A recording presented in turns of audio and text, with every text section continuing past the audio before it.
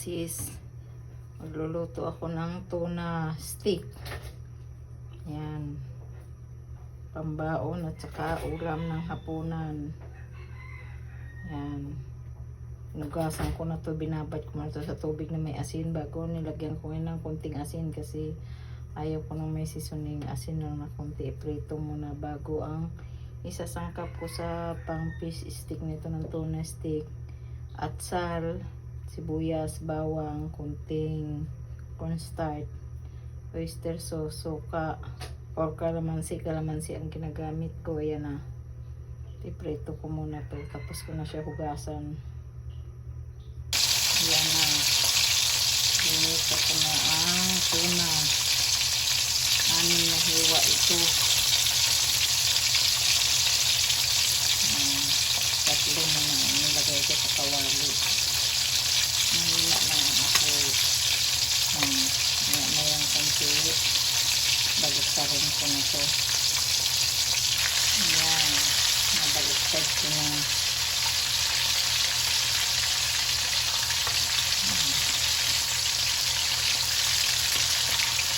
Kailangan lang maging brownie lang siya. Hindi yung brown na brown para hindi matigas ang isda. Ayan.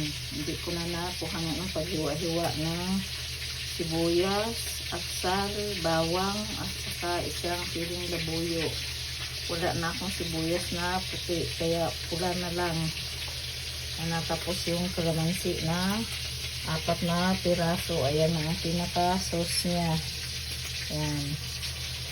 Ayan ang ipanglalagay ko. Tapos oyster sauce. Ayan. Ito pa nakuha yung cornstarch. Yun lang. Madalit hapon na magbabaon si Bunso. Kaya hindi ko na nakuha na ng video isa-isa.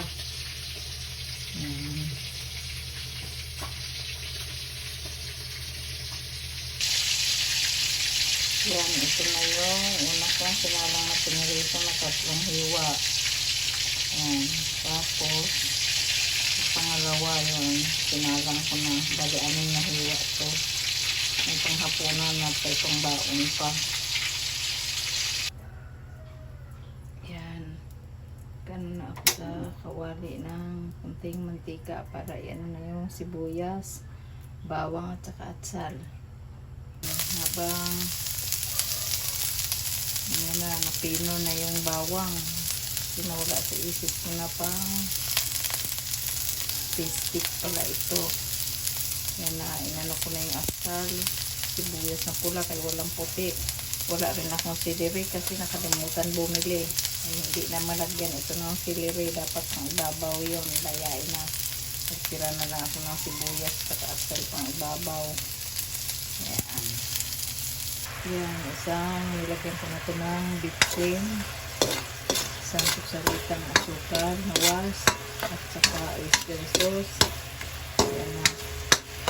Ngayon, sasabawan ko natin ng kalahating tasa. Tapos ilalagay ko yung kalamansi juice na isang kutsara.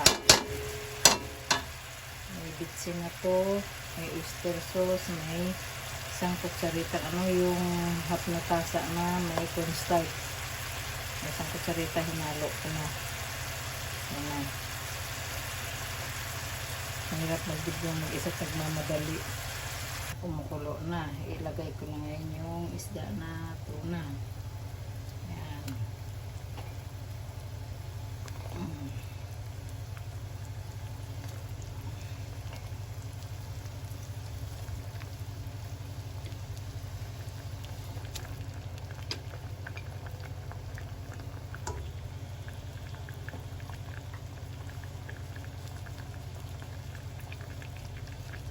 So, yan na. Tapos baliktarin na lang natin.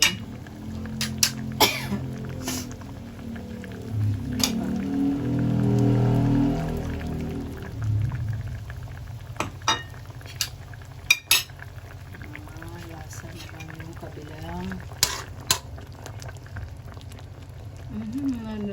Hati pa yung isang isda. Balik na rin natin para ilagay ko na yung natirang sibuyas tsaka atsal. Tikman natin na nahati na yung isang isda. Yung tuna. Yan.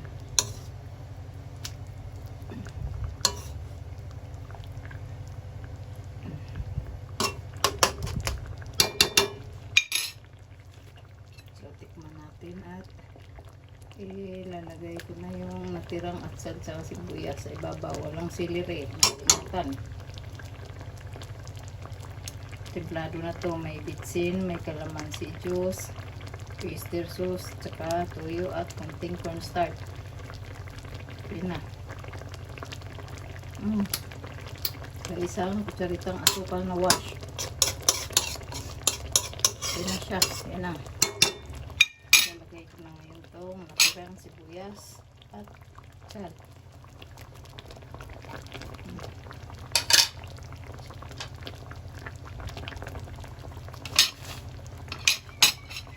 So, ito na.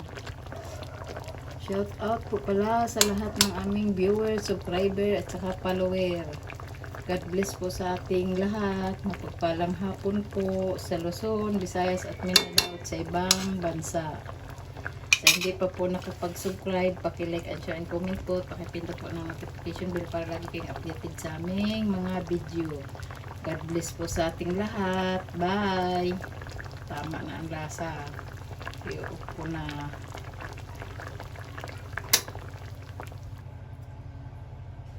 Pork steak na tuna fish.